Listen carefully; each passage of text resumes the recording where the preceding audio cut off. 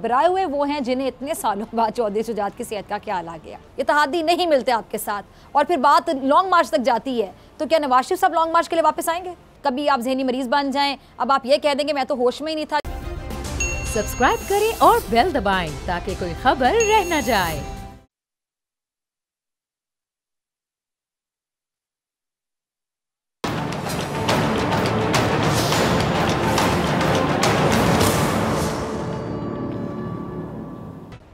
अस्सलाम वालेकुम नाज़रीन, मैं हूं डॉक्टर फिज़ा अकबर खान और मैं हूं पाकिस्तान और आप देख रहे हैं पाकिस्तान के सबसे बड़े न्यूज़ चैनल का नंबर 1 प्रोग्राम ऐसे नहीं चलेगा। इंसान अपने अखलाक से पहचाना जाता है। इंसान की असलियत का असल अंदाज़ा तब होता है जब वो किसी बड़े ओहदे पर पहुंच जाए या फिर वो अमीर हो जाए। मुसीबत में दूसरों से मदद की उम्मीद रखने वाले के ज़र्फ़ का पता उसके अच्छे हालात में चलता है। कम ज़र्फ़ इंसान पर जितना मर्जी एहसान कर लिया जाए, वो आपको एक ना एक दिन अपना असली रंग, अपना असली रूप, अपना चेहरा दिखा देता है।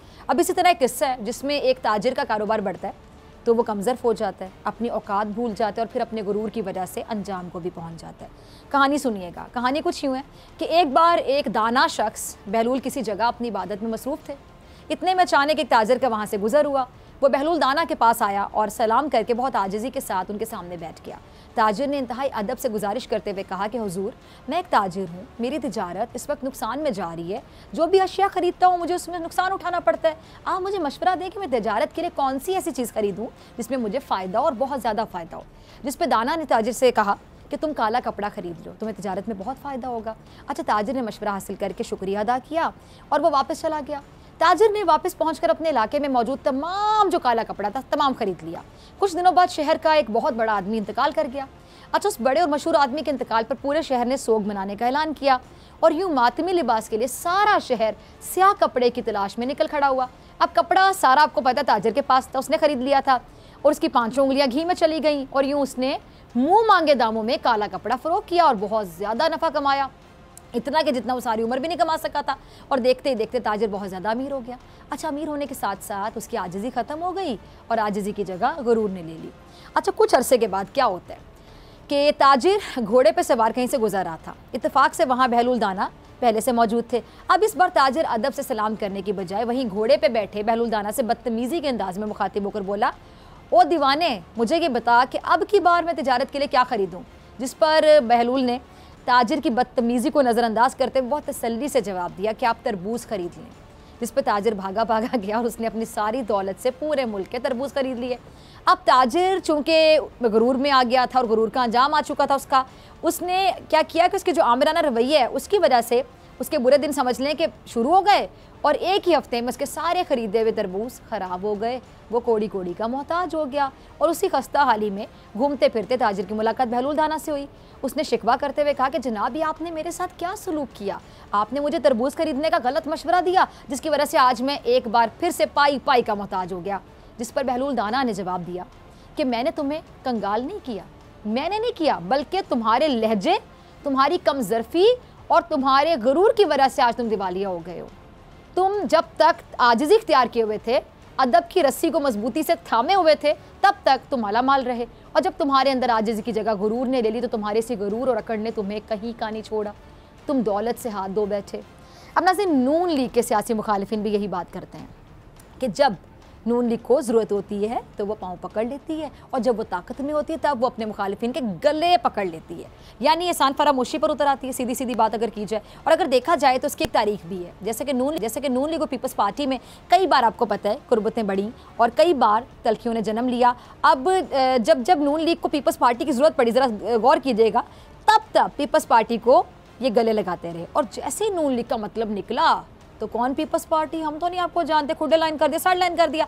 अच्छा, ये बात मैं नहीं कह रही, ये बात पीपल्स पार्टी भी करती है क्योंकि पीपल्स पार्टी के बकौल नून लीग ने उसको तल्ख तजर्बात से गुजारा। अच्छा, बैरिस्टर एतजाज़ अहसन साहब हमेशा बड़ी नपी तुली बात करते हैं। उनके बकौल बेनज़ीर भुट्टो शहीद को नवाज शरीफ ने इंतकामी कार्रवाइयों का निशाना बनाया। फिर उसके बाद नवाज शरीफ ने अपनी सियासी ज़रूरत को पूरा करने के लिए, यानी मतलब के लिए, बेनज़ीर भुट्टो को अपनी बहन बना लिया और यूँ बेनज़ीर भुट्टो शहीद को इंतकामी कार्रवाइयों का सफ़र मिसाक के जमहूरियत में बदल गया। अच्छा, ये जो अब इसमें इंटरेस्टिंग बात क्या है, जो काम नवाज शरीफ करते रहे फिर वो उनकी बेटी ने दोहराए और पीडीएम बनने के बाद पीपल्स पार्टी और नून लीग के दरमियान सियासी ताल्लुक में उतार चढ़ाव भी जारी रहा।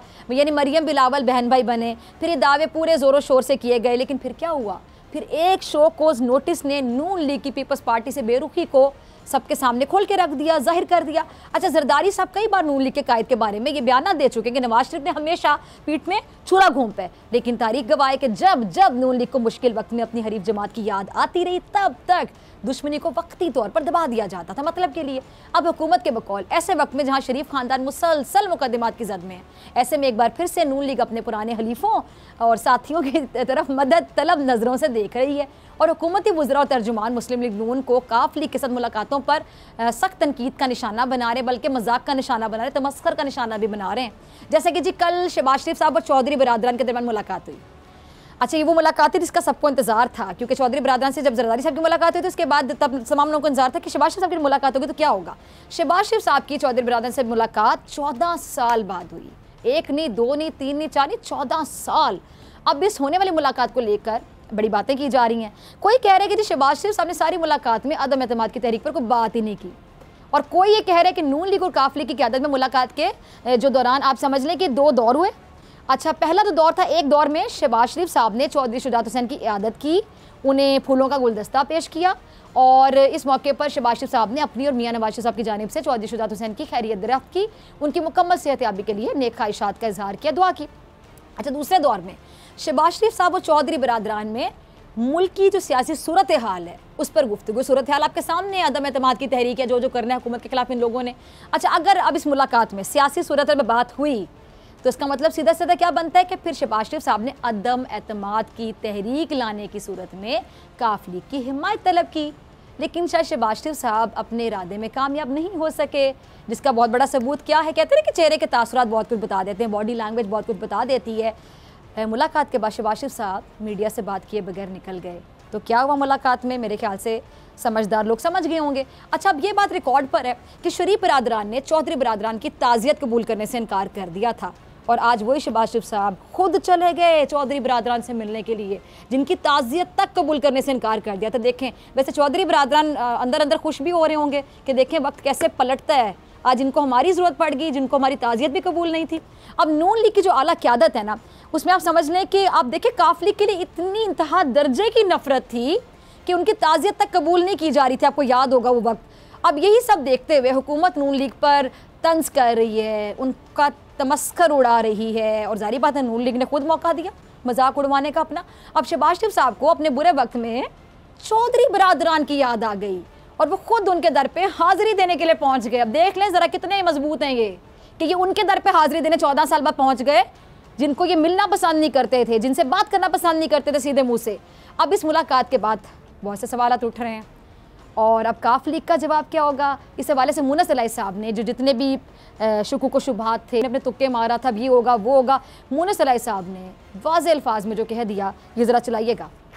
आपने सुन लिया, सियासी लोग ताल्लुकात बनाते हैं और ताल्लुकात निभाते हैं, हम सियासी लोग हैं, लोगों से मिलना हमारा काम है। वज़ीर आज़म अपने साथियों से कह दें कि घबराना नहीं है, राना नहीं है, ऐसा कहना था मुनस इलाही साहब का। अब वैसे मैं अक्सर अपने प्रोग्राम में इस जुमले का इस्तेमाल करती हूँ कि जी PDM के गुब्बारे से हवा निकल गई। अब ठीक वैसे मुझे जुमला फिर से ज़रा याद आ रहा है इस तरह कि इस जुमले में ज़रा मैं थोड़ा सा फ़र्क आ गया, वो इस तरह के अब हम मुनस इलाही साहब के इस बयान के बाद ये कह सकते हैं कि जिस तरह अदम एतमाद की तहरीक के गुब्बारे में मौलाना साहब हवा भर रहे थे, लेकिन मुनस इलाही के इस बयान ने कह दें कि सुई का काम किया और इस अदम एतमाद की तहरीक के गुब्बारे से हवा निकाल कर रख दी सुई ने।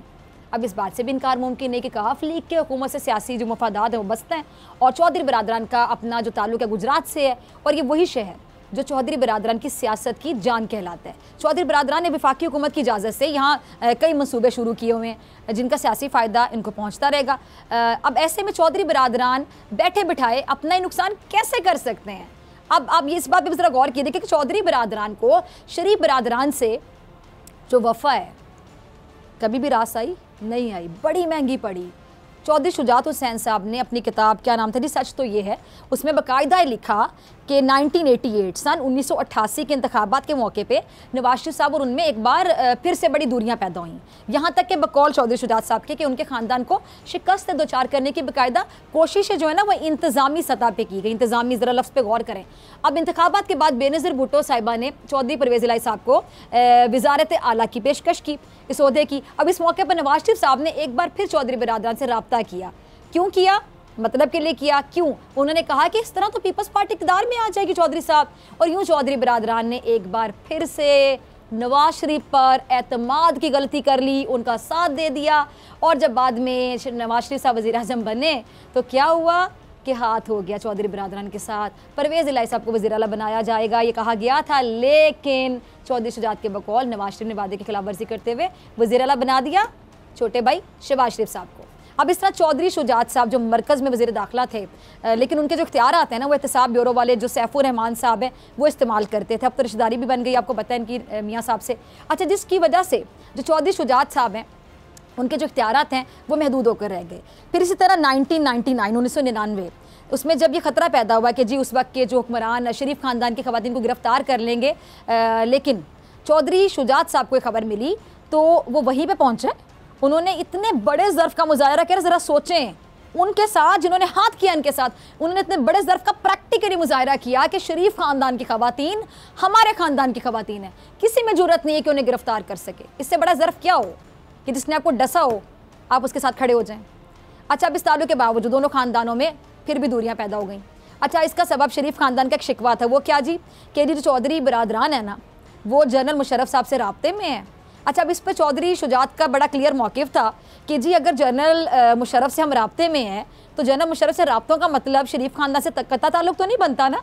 यानी माजी तो अब यही बता रहे हैं कि चौधरी बिरादरान ने हर मोड़ पर शरीफ बिरादरान का साथ दिया, आला ज़र्फ़ी का प्रैक्टिकली सबूत दिया, ज़मानी कलामी नहीं, लेकिन हर बार उन्हें धोखे का सामना करना पड़ा, उनके साथ हाथ हुआ। और शायद इसीलिए मोनस इलाही को देखते हुए या मोनस इलाही के जो बड़े हैं वो भी तारीख को देखते हुए अब ये दोबारा धोखा नहीं खाना चाहते, इसलिए उन्होंने इमरान खान साहब को अपनी मुकम्मल हिमायत का वाज़े इंदिया दे दी है।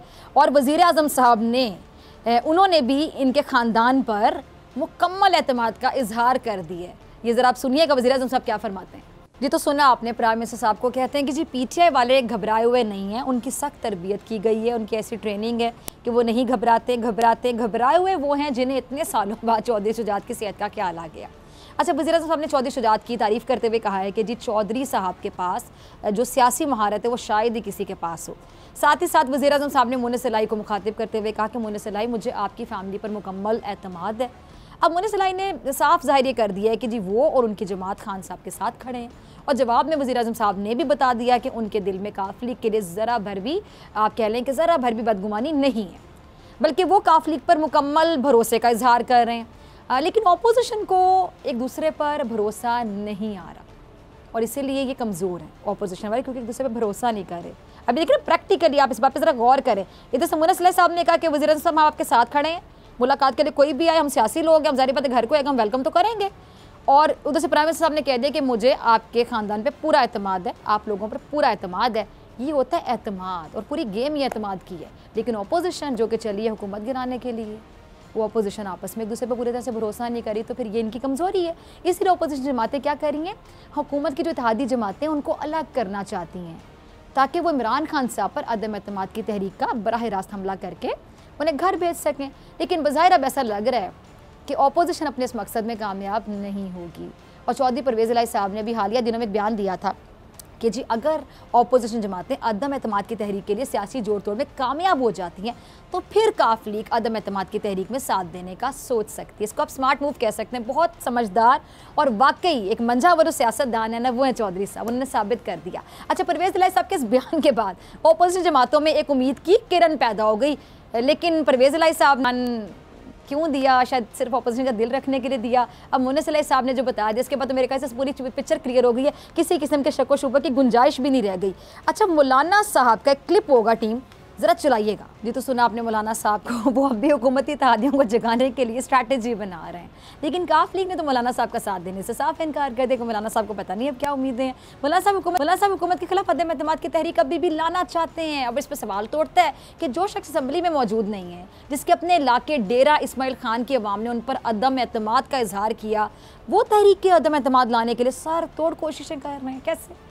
अब आप सोच रहे होंगे कि मौलाना पर अदम एतमाद का इजहार किसने कर दिया। इसका सीधा सीधा जवाब ये कि पाकिस्तान तहरीक इंसाफ के जो उमर अमीन गंडापुर साहब है, डेरा इस्माइल खान सिटी कौंसिल के मेयर मुंतखब हो गए हैं और गैर सरकारी गैर हतमी नताइज के मुताबिक उमर अमीन गंडापुर साहब ने 63,753 वोट लिए, जबकि दूसरे नंबर पर आने वाले JUI फे के रहनुमा उन्होंने 38,891 वोट हासिल किए हैं। अच्छा जी, वफाकी वज़ीर अली अमीन गंडापुर के जो भाई उमर अमीन साहब हैं उन्होंने 24,000 से ज़ायद वोटों की जो लीड है उससे कामयाबी समेटी है।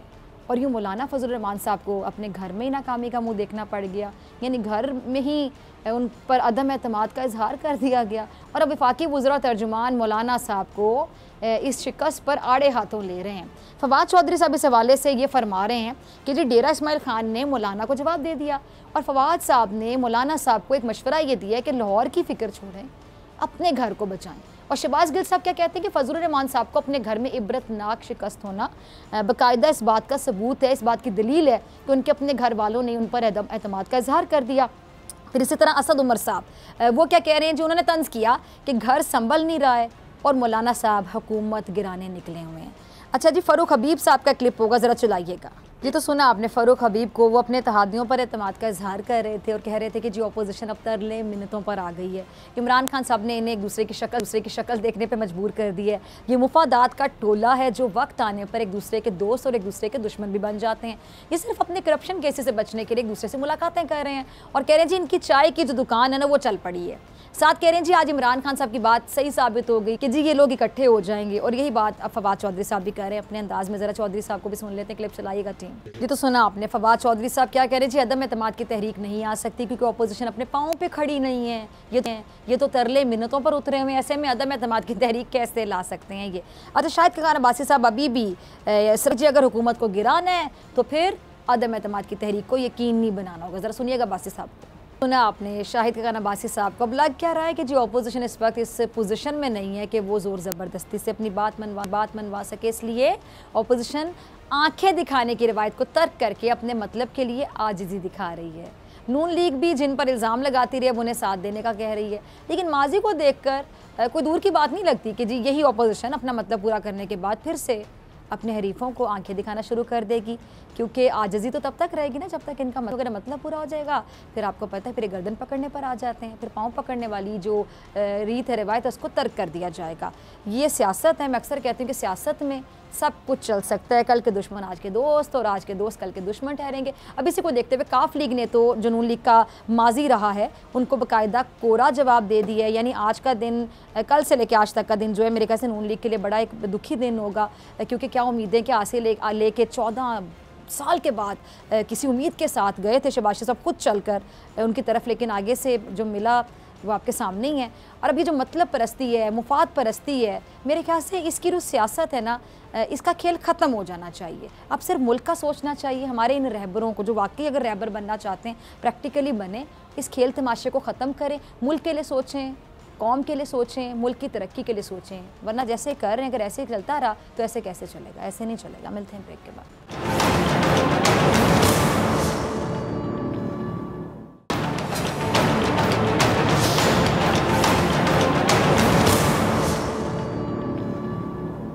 वेलकम बैक नाजरीन। तहरीक इंसाफ की हुकूमत को टफ टाइम देने के लिए अपोजिशन जमातों ने राब्ते तेज़ कर दिए हैं, मुलाकातें हो रही हैं आपको पता है। और पीडीएम की बड़ी जमात मुस्लिम लीग नवाज़ के सदर और कौमी असम्बली में कायदे हिज़्ब इख्तिलाफ शहबाज शरीफ साहब ने 14 साल के बाद चौधरी बरादरान से मुलाकात की और पीडीएम में शामिल जमातें तहरीक अदम एतमाद को कामयाब बनाने के लिए हुकूमती इत्तेहादियों से मुलाकातें कर रही हैं।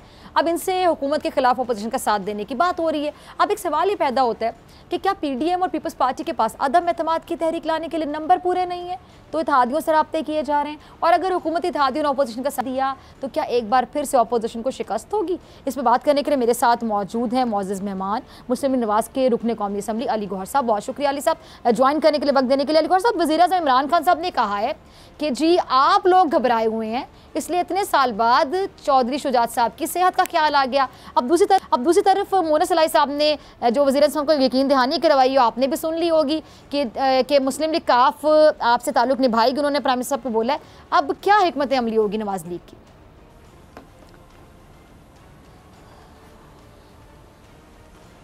देखिए, घबराहट तो जो है इस वक्त पूरी हुकूमत और उनके वज़रा की जो है मतलब है कि बातों में साफ अयां होती है। और सबसे बड़ी घबराहट तो ये है कि ये बड़े अरसे से इन्होंने घबराना शुरू किया हुआ है। उसी घबराहट का ही नतीजा है कि इन्होंने इलेक्शन कमीशन ऑफ पाकिस्तान को भी इनके वज़रा ने लाइनों में खड़े होकर गालियाँ दी थी, जो पूरे पाकिस्तान ने सुनी थी। देखिए, काफ लीग के साथ जो आपने मुलाकात देखी है, आपने इससे पहले भी देखा है, ये कोई सिर्फ कल मुलाकात नहीं हुई। इससे पहले भी जो है हमारी सीनियर लीडरशिप जो है वो ओपनली उनसे राब्ते में है। और जाहिर है सियासत में कोई चीज़ हरफ आखिर नहीं होती। हमारे उनके साथ इख्तलाफात ज़रूर थे, लेकिन अब काफ़ी दिनों से आपने देखा है कि दोनों पार्टी के आपस में राब्ते हैं। और अब तो वो गिले शिकवे जो हैं वो काफ़ी दोनों फ़रीक़ैन की तरफ से हुए और अब वो मामलात काफ़ी ठंडे पड़ चुके हैं। लेकिन असल वजह ये है कि जो हुकूमती इत्तेहाद में लोग बैठे हैं उनको नज़र आ रहा है कि इस वक्त हुकूमत की जो नैया है वो डूबने जा रही है। और हुकूमत ने 3.5 साल में जिस तरह से महंगाई और करप्शन की वजह से और पाकिस्तान के अवाम का जीना मुहाल हो गया इस महंगाई और करप्शन की वजह से, अब वो मज़ीद इस कश्ती पर सवार होकर अगला इलेक्शन कॉन्टेस्ट नहीं कर सकते। जो भी पॉलिटिकल पार्टीज़ हैं या सियासी लोग हैं जिन्होंने अपने हलकों में जाकर दोबारा इलेक्शन में अपने आप को पेश करना है, वो बल्ले के निशान या बल्ले के इत्तेहादी होकर उनको पता है कि पाकिस्तान के अवाम उनको वोट नहीं देंगे। यही वजह है कि अब वो इस बात पर गौर व खौज कर रहे हैं कि इस डूबती हुई कश्ती से जान छुड़ाई जाए और अपना आइंदा की सियासी हिकमत अमली तय की जाए। वो देखें, जब तक कोई बात फाइनल ना हो जाए, जाहिर है मुनस इलाही इस वक्त मिनिस्टर हैं, तो वो प्राइम मिनिस्टर के हक में ज़रूर मतलब है कि बात करेंगे जब तक कि उनके पास वजारत का ओहदा है। लेकिन आपको पता है कि कोई भी जो इत्तेहाद, जब आप तहरीक अदम एतमाद पेश करते हैं तो फिर अपने पत्ते कबल अज़ वक्त शो नहीं करते। अददी अक्सरियत उनको बज़ाहिर ज़रूर है, लेकिन ये अददी अक्सरियत उस वक्त ख़त्म हो जाएगी जब इनके इत्तेहादी इनको छोड़ जाएं। इनकी तो अपनी पार्टी में बैठे हुए MNA नूर आलम खान ने ओपनली क्रिटिसाइज़ किया इनके जो मतलब है कि नशरो अशात के, आपने देख लें वो जवाद साहब जो इनके मरकज़ी सेक्रेटरी इत्तलात थे वो भी छोड़कर मतलब अब तो खैर उन्होंने नून लीग में शमूलियत इख्तियार की है। तो ये तो अभी बहुत तवील लंबी लिस्ट लग जाएगी। आप देखेंगे जब इनके बैसाखियाँ पीछे से अब आहिस्ता आहिस्ता ख़त्म हो रही हैं और हटती जा रही हैं, और आप देखेंगे कि ये हुकूमत तो अपने वजन से गिरने वाली है। तहरीक अदम एतमाद आएगी भी और इंशाअल्लाह कामयाब भी होगी।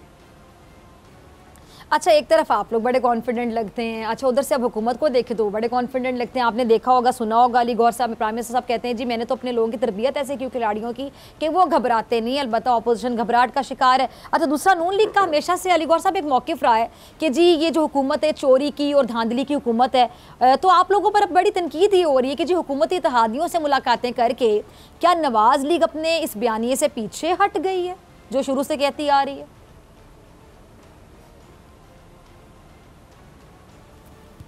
नहीं, हम कतई तौर पर अपने बयानिए से पीछे नहीं हटे और हमारा डे वन से ये लोग तो यही किराए के तर्जमान तो यही प्रोपोगंडा करते थे डॉक्टर साहिबा के मतलब है करप्शन इनको। और दूसरी बात यह है कि हम अपने बयानिए से पीछे हट गए। हम अपने बयानिए से कतई तौर पर पीछे नहीं हटे। हमारा डे वन से ये मौक़िफ़ है कि हम सिर्फ ये चाहते हैं कि पाकिस्तान में वो चोर दरवाजे बंद किए जाएं जिनके ज़रिए पार्टियां तोड़ी और बनाई जाती हैं, वो चोर दरवाजे बंद किए जाएं जिनके ज़रिए वफादारियां तब्दील की जाती हैं। और हम यही चाहते हैं कि पाकिस्तान में इंतखाबात हों, वो शफाफ इंतखाबात हों, और उन इंतखाबात के ज़रिए जो भी हुकूमत बने वो हमें काबिल कबूल है। हमारा आज भी यही मौक़िफ़ है, हमारा कल भी यही मौक़िफ़ था। लेकिन जाहिर है इनकी अददी अक्सरियत जो है वो ख़त्म करने के लिए अगर इस हुकूमत को घर भेजना है, अगर हमने पाकिस्तान के 22 करोड़ अवाम की जान छुड़ानी है महंगाई और करप्शन से, और जिनकी जो आज बिजलियों के बिल अदा नहीं कर सकते, जो अपने बच्चों के लिए अद्वियात नहीं खरीद सकते, जो अपने बच्चों के लिए रोटी आटा और चीनी नहीं खरीद सकते, तो उसके लिए ज़रूरी है कि इस हुकूमत का फिल फौर जो है वो ख़ात्मा किया जाए। और उसका ज़ाहिर है इस गैर कानूनी और गैर आनी हुकूमत को हटाने के लिए हमको आइनी तरीका ये इख्तियार करना चाहते हैं।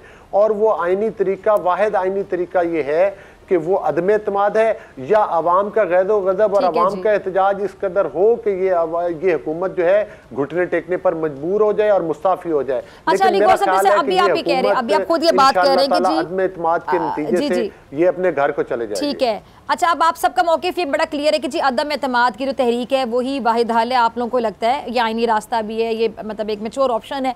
तो मौलाना फजल रहमान साहब ने भी कहा जी तहरीक अदम एतमाद की जो तारीख अगर तय हुई तो फिर ये जो लॉन्ग मार्च है शायद उसकी ज़रूरत ही ना पड़े। तो तहरीक अदम एतमाद की तहरीक फाइनल करने में अली गौर साहब क्या रुकावट है? क्योंकि मरियम साहिबा भी कह रही थी कि जी हम तो इस हुकूमत को मजीद एक दिन भी नहीं देना चाहते, यानी 24 घंटे भी आप लोग बर्दाश्त नहीं करना चाहते, फिर इतनी देर क्यों हो रही है?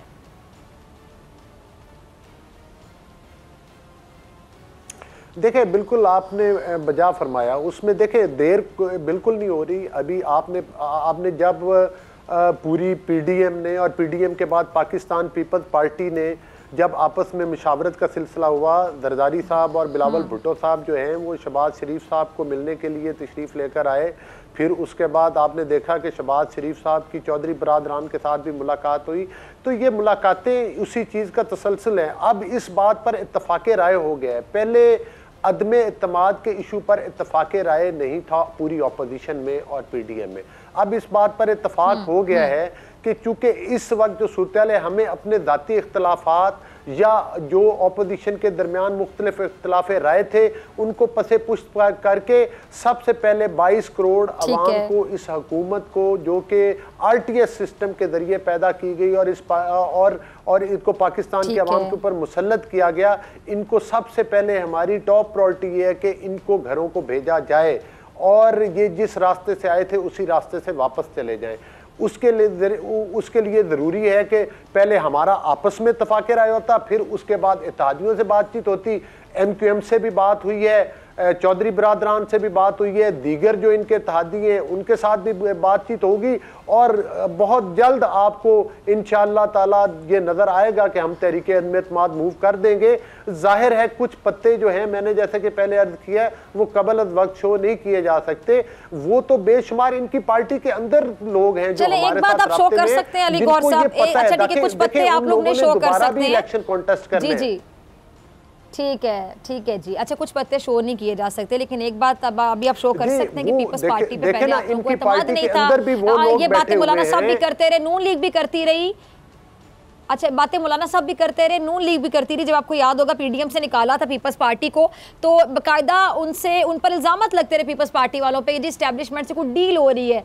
तो एक बात अगर शो कर दें आप, ये पत्ता यहाँ शो कर दें कि अब आप लोगों को पूरा भरोसा है पीपल्स पार्टी पर, या अभी भी शुकूक व शुबात हैं लेकिन चूंकि मजबूरी है मतलब साथ चलना?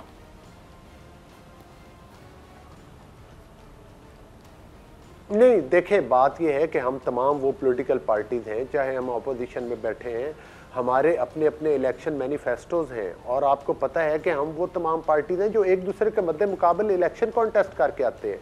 तो इख्तलाफ राय तो एक मतलब है कि एक बिल्कुल मतलब एक हकीकत है कि जब वो पार्टीज जो एक दूसरे के मुकाबले में इलेक्शन कॉन्टेस्ट करेंगी तो उनकी सोच मुख्तलिफ हो सकती है, लेकिन एक बात पर जो इत्तफाक पैदा हुआ है पाकिस्तान पीपल्स पार्टी के साथ और तमाम अपोजिशन की पार्टीज का कि अदम एतमाद के एजेंडे पर हम इकट्ठे हैं। हमने पीडीएम में एक तजवीज़ ज़रूर दी थी कि पीपल्स पार्टी समेत अगर तमाम पार्टीज मुस्ताफ़ी हो जाएं तो फिर भी ये हुकूमत आगे नहीं चल सकती।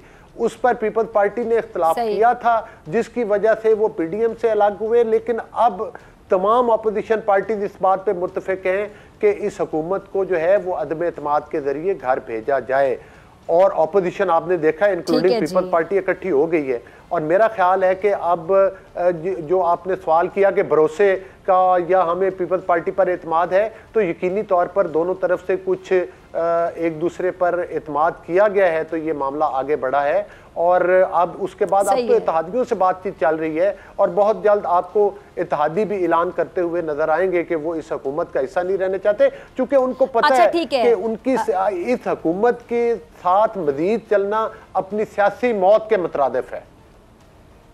अच्छा अली गौर साहब, आप बड़े कॉन्फिडेंट के इत्तेहादी, अभी आप कह रहे हैं कि जी अभी वो खुल के नहीं अपने पत्ते शो कर रहे, लेकिन बहुत जल्द करीब वो ये आप बता देंगे कि जी वो आप लोगों के साथ हैं। अच्छा अगर नहीं होते वो आपके साथ, मतलब उनके पास पूरी चॉइस है, इस टाइम पे आप लोगों को उनकी ज़रूरत है, उनकी मर्ज़ी, वो इत्तेहादी रहना चाहें, हुकूमत के साथ रहना चाहें या आप लोगों के साथ तहरीक अदम एतमाद में शामिल हो जाए, ये उनकी चॉइस है। इस टाइम पे आप मतलब बॉल उनके कोर्ट में है।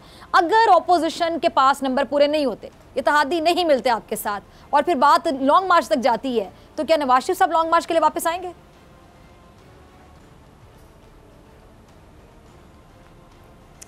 देखें, हमारी नवाज शरीफ साहब का जो वापस आना है वो देखें, वो तो उस वक्त भी आए थे जब उनकी अहलिया ज़िंदगी और मौत की कश्मकश में थी। वो अपनी बेटी के साथ वापस आए, अगरचे उनको झूठे मुकदमात में सजाएं सुनवाई गई थी, तो अब भी आएंगे। वो तो मियां नवाज शरीफ साहब के हेल्थ के और दीगर जो इश्यूज़ हैं वो मतलब है कि वो उस वजह से वापस नहीं आए। लेकिन आज शहबाज शरीफ साहब इधर हैं, आज मरियम नवाज साहिबा इधर हैं, आज हमजा शहबाज साहब इधर मुल्क में, और नवाज शरीफ साहब के साथ आपको पता है कि पूरी पार्टी, ना सिर्फ हमारी पार्टी जिसके कि वो कायद हैं, बल्कि तमाम अपोजिशन की पार्टीज के साथ वो राब्ते में हैं और वो मीटिंग्स भी कर रहे हैं।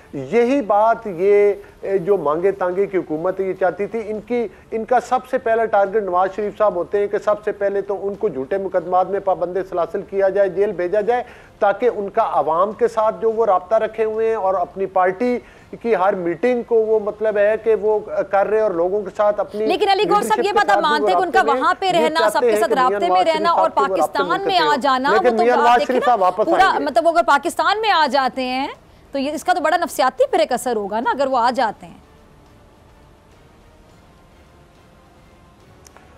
नहीं, जाहिर है मियां नवाज शरीफ साहब वापस आएंगे और मैं आपको ये मतलब है कि आपके प्रोग्राम की वसातत से मैं फिर कई दफ़ा हमारी पार्टी वजात कर चुकी है कि इंशाअल्लाह ताला जो अगला इलेक्शन है वो इंशाअल्लाह मियां नवाज शरीफ साहब की क़यादत में होगा। मियां नवाज शरीफ साहब को इंशाअल्लाह इन अदालतों से इंसाफ मिलेगा और हम तो समझते हैं कि अल्लाह के फजल व करम से वो पाकिस्तान के मकबूल तरीन लीडर हैं। पाकिस्तान के अवाम की जो दिल और धड़कने हैं वो मियां नवाज शरीफ साहब के साथ है और वो इंशाअल्लाह चौथी बार वज़ीर आज़म बनेंगे। इसमें तो कोई दूसरी राय नहीं हमारी पार्टी में पाई जाती। लेकिन एक बात जरूर है कि मियां नवाज शरीफ साहब अब उस वक्त वापस आएंगे जब हमारी पार्टी के कारकुन और हमारी पार्टी के लोग उनको कहेंगे तो वो वापस आएंगे। जाहिर है हम भी नहीं चाहते कि उनकी सेहत को खतरात भी लाक हो, उनकी जान को खतरा भी हो और फिर वो इमरान खान की ख्वाहिश पर आकर जेल में बंद हो जाए। तो ये ख्वाब इमरान खान न्यादी एंड कंपनी का शर्मिंदा ताबीर नहीं होगा, लेकिन मियां नवाज शरीफ साहब वापस आएंगे, यही एक हकीकत है। ठीक है चलिए गौर साहब, बहुत शुक्रिया आपके वक्त के लिए। नाज़रीन आपसे मुलाकात होगी इस ब्रेक के बाद।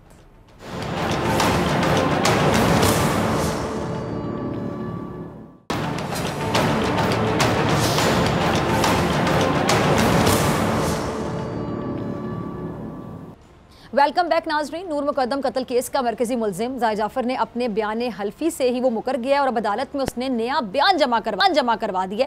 मुलजिम ज़ाहिर जाफर के अदालत में जमा कराए गए हतमी बयान में ज़ाहिर जाफर का कहना है कि नूर मुकद्दम ने मेरे घर में ड्रग पार्टी के लिए और दोस्तों को भी बुलाया और जब पार्टी शुरू हुई तो मैं अपने हवास खो बैठा और जब मैं होश में आया तो मुझे बांधा हुआ था और पुलिस ने आकर मुझे बचाया। होश में आने पर पता चला कि नूर का तो कत्ल हो गया। अपने नए बयान में मुलजिम ने यह भी कहा कि क्योंकि ये वाकया मेरे घर में पेश आया इसलिए मुझे और मेरे वालिदैन को गलत तौर पर फंसाया जा रहा है। अच्छा, पुलिस आने से पहले शौकत मुकद्दम और उनके रिश्तेदार हमारे घर पर मौजूद थे और शौकत मुकद्दम और उनके रिश्तेदारों से पूछगिछ नहीं हुई और मुलजिम के इसने बयान हल्फी का जो केस पर असर क्या सोच रहा है इस बारे में लिए मेरे साथ मौजूद हैं नूर मुकद्दम कत्ल केस के वकील साबिक जज एडवोकेट शाह खावर साहब। बहुत शुक्रिया शाह खावर साहब वक्त देने के लिए। शाह खावर साहब, मेरे ख्याल से मेरा ये सवाल गलत नहीं होगा क्योंकि पूरे पाकिस्तान की नज़रें इस केस पर मरकूज है और सब लोग चाहते हैं कि इस केस में एक बाकायदा एक मिसाल सेट हो और पता चले इस तरह के लोगों को जो कि किसी की जिंदगी के साथ खेलना मजाक समझते हैं और बाद में फिर ज़हनी मरीज बन जाते हैं। अब अपने बयान को तब्दील कर लिया जी, ड्रग पार्टी का इल्ज़ाम लगा रहे हैं, उस बेचारी पूरी दुनिया से चली गई है और साथ ही कह रहे हैं मुझे बांध दिया गया, जब मैं होश में आया तो पता चला कि नूर का कत्ल हो चुका था। देखिए डॉक्टर साहब, बात यह है कि मैं थोड़ी सी इसमें वजाहत कर दूं कि उसने बयान तब्दील नहीं किया, उसने ये नया मौक़िफ़ इख्तियार किया। जी बिल्कुल, उसकी वजह यह है कि जब हम इस्तिग़ासा की शहादतें पेश कर रहे थे, जितने गवाहान थे, उस पे जो डिफेंस के जो लॉयर्स होते हैं उनको जिरा करने का हक होता है और वो जिरा के दौरान अपना डिफेंस जो है वो प्लीड कर देते हैं कि असल में ये अच्छा, सूरत हाल ठीक थी। है। अब ये जो इन्होंने ये जो बयान इसका आया है ज़ाहिर जाफर का, ये आया है जब उसकी एक प्रोसिक्यूशन की जब एविडेंस खत्म हो जाती है इस्तग़ासा की शहादत, तो उसके बाद एक सवालनामा दिया जाता है मुल्ज़िमों को अदालत की तरफ से कि आपके खिलाफ ये इल्ज़ाम था, आपके खिलाफ ये फर्द जुर्म आयद हुई, इतने लोगों ने आपके खिलाफ शहादत दी, इसमें इतनी फॉरेंसिक साइंस रिपोर्ट्स आपके खिलाफ आई, डीएनए टेस्ट जो हैं वो आपसे मैच कर रहे हैं में, तो उनसे वो पूछते हैं कि आप इसके बारे में क्या कहना चाहते हैं और आपका क्या इस पे डिफेंस क्या है। तो ये पहली दफा उसने ये वाला डिफेंस किया जो कि उनके लॉयर्स ने बाकायदा डिक्टेट करवाया और वो रिकॉर्ड का हिस्सा बन गया। अब देखना ये है कि क्या उसका ये कहने से कि मैंने एक पार्टी की हुई थी और हम जो है वो ऐसी ज़हनी हालत में थे कि जब मुझे होश आया तो सब कुछ हो चुका था, ये किसी तरह से भी साबित नहीं हो सकता। उसकी वजह ये है कि इसमें जो एक बहुत बड़ी जो वाकयाती शहादत है वो उन्हीं के घर में एक पूरा जो टीवी जो था उसकी रिकॉर्डिंग वो उन्हीं के घर से ही वो रिट्रीव किया गया और वो तकरीबन 38 आवर्स पर गीत है। तो उसमें कहीं पे भी ये चीज जो मौक़िफ़ इख्तियार कर, इस तरह बहुत सारे लोग आए और वो पार्टी चल रही थी, तो वो किसी तरीके से भी वो साबित नहीं हो सकता। तो चूंकि उसने एक मौक़िफ़ लेना। ठीक है, ठीक है, आप अपनी बात मुकम्मल कर लीजिए।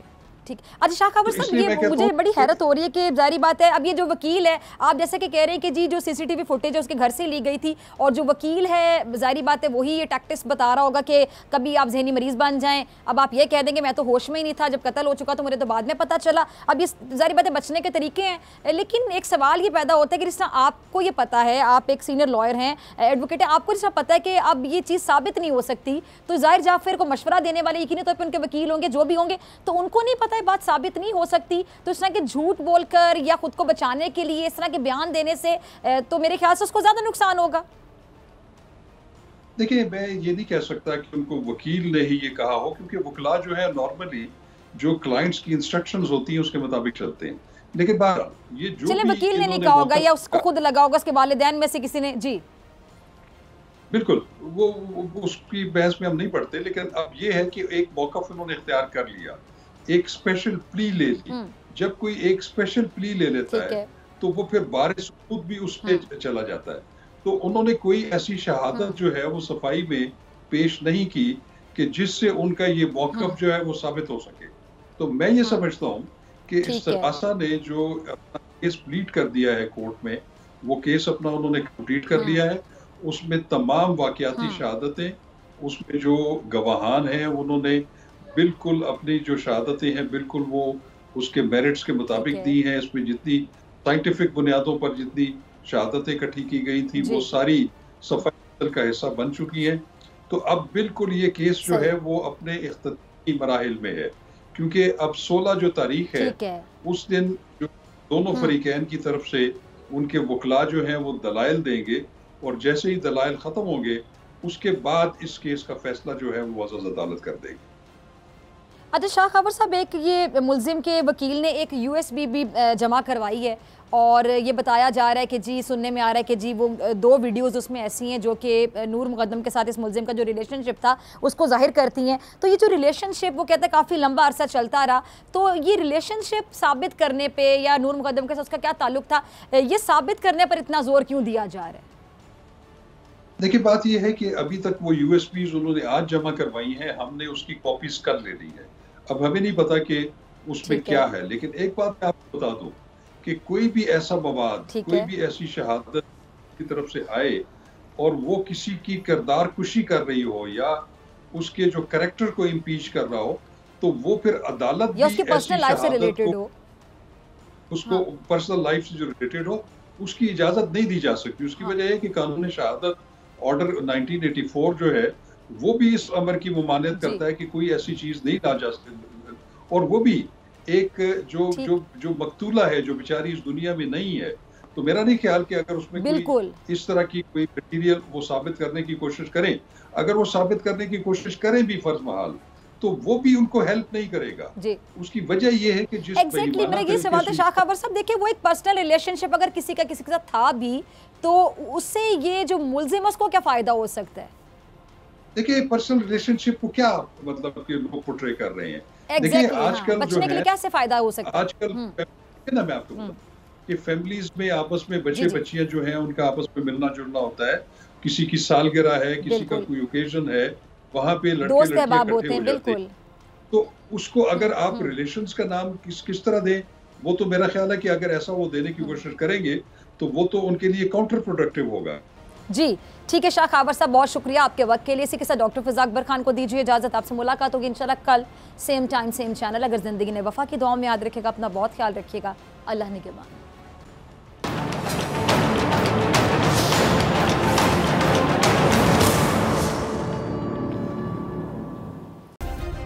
सब्सक्राइब करें और बेल दबाएं ताकि कोई खबर रह न जाए।